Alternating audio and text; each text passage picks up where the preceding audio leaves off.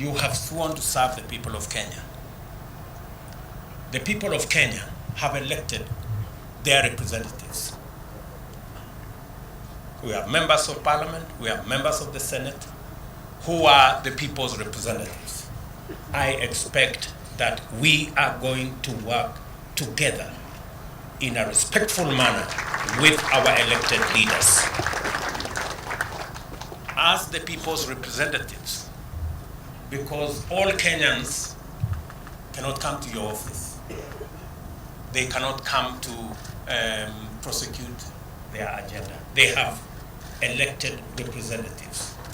And we must take them as the people's representatives and work with them in a respectful manner so that we can achieve the goals we have set up for ourselves. Additionally, we have agreed with the legislature that they will provide a platform for us as members of the executive to access the floor of the House so that we can explain our agenda, we can explain our programs, they can interrogate what we are doing so that the people of Kenya can understand and make an input in every commitment we have made, every plan we have, and every program that we're going to run. So there will be an opportunity for you as members of the executive to interact much more robustly with Parliament so that we can not only have a platform for us to explain our programs and to seek the support of the legislature in our programs, but for the legislature also to oversight what we are doing, because they are doing it on behalf of the people of Kenya who elected them.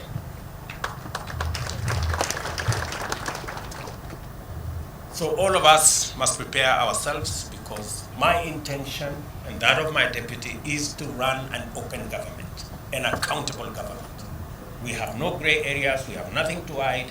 We want to serve the people of Kenya in the context and manner that promotes accountability, promotes transparency, and makes sure that the people of Kenya understand what we are doing. There are three fundamental things that you have sworn to. Number one, you have sworn to the Constitution. You know very well that this is a country based on the rule of law. I expect each and every one of you, as I do of all public servants, to uphold the Constitution and the rule of law to be front and center in the administration of our government. That should be the guiding principle. The Constitution, all our laws, and making sure that our country is not run on the whims of individuals, but on the dictates of the Constitution. You have also sworn to serve the people.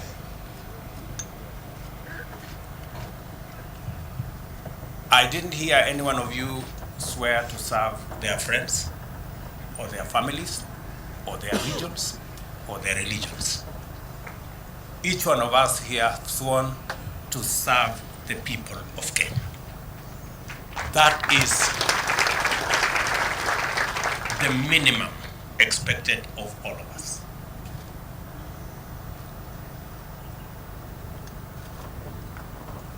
And you have sworn to advise the president, your appointing authority, as is required of you by the Constitution. I look forward to listening to you and your advice so that we can manage the affairs of our nation, because even though I stand here as president, I do not have the monopoly of all knowledge. I expect that you will enrich the plans, the thoughts, the programs, and the plan we have with your advice. The third thing I want to say is that while listening to you take your oath of office, let me repeat again, you have been appointed and you have sworn that you have been appointed to the Cabinet of Kenya. I know there are regional persuasions, there are community persuasions. I haven't appointed any cabinet for any region or for any county or for any community. I have appointed a cabinet of Kenya. I expect you to respect your oath of office and serve all Kenyans equally.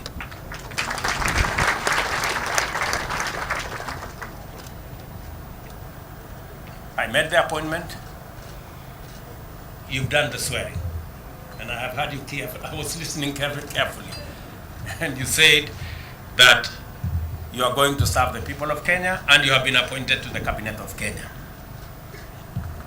That equally means that though we have dockets that have been assigned to each one of you, I didn't hear anybody say they swear to be a cabinet secretary for a ministry.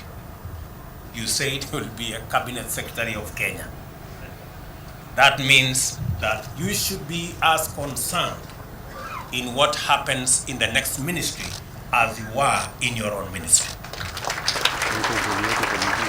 And that underpins the principle of collective responsibility. I do not expect any one of you to say things are not going right in the next ministry. It is your business. If things are not going right in the next ministry, it is your business to look for your colleague, sit them down, and things must go right in your ministry and in the next ministry. I, on behalf of the Deputy President and the Government of Kenya, to congratulate all our cabinet secretaries who've been appointed and sworn in this morning. To all of you, I have had the occasion to congratulate you personally, but let me also take this opportunity to congratulate each and every one of you for the honor to serve in the Cabinet of the Republic of Kenya. Congratulations, and as I have said, I look forward to working with each and every one of you in the transformation of our country as we work together to implement and to execute the plan upon which we were elected by the people of Kenya. Again, to all of you and your families, congratulations. Pongezi. Pongezi sana. In the discharge of your duties in the various ministries that you will be serving, you will have my wholesome support. You will have my support because you have no option other than to succeed. Failure is not an option, good people. We have a country to look after. We have a plan to implement. And we have the people of Kenya watching us. So you will have my unqualified support so that you can succeed, because in your success is the success of our administration and the success of our country. So from day one, I want to promise you my support. And the second item I want to say is I have listened to you very carefully as you took your oaths of office. I have said this in front of your families, in front of your constituents, so that they also become my witnesses, and that they don't come to harass you in your offices to do things for them, so that they understand that you are serving the people of Kenya. And I am sure that I have their concurrence and understanding.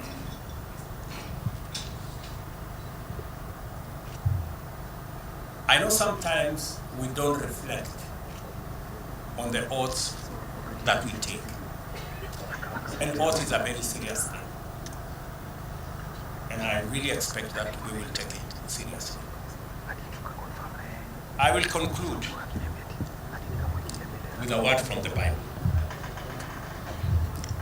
James chapter 4 verse 17. And I want you to record it somewhere and put it on your desk.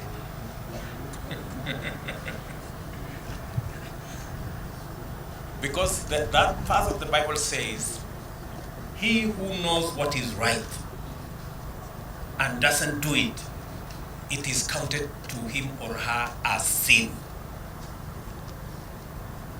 Good people, I have told you what is right.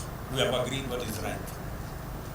So if you don't do it, you will not only miss heaven, but you will have a problem with me. So nataka niwaulize kwa unyenyekevu, please. We have an agenda for the whole country, and the people of Kenya are really expectant on the delivery of our plan, of our program, and on the transformation of our nation. I look forward to working with you in office, working with you in the field, and I will encourage you to travel to as many parts of Kenya as possible, even if for whatever reason you are called Tanga, but I think it will be necessary for each and every one of you to traverse Kenya so that you can better understand what Kenya looks like, what are the expectations of the people of Kenya, and so that we can craft the right responses and the right decisions for the people of Kenya. I am a very proud Kenyan this morning that now I have a team. For the last couple of weeks, my deputy and I have been struggling in offices late into the night. Now we have a team, and your celebrations will be very short-lived because I think you will be leaving your offices late. So the spouses, kidogo mtatuvumilia. Hawa watu pengine itabidi walale ofisini for the next couple of months until we have our plan in place. And I want to say again to the families, asanteni sana for supporting this team.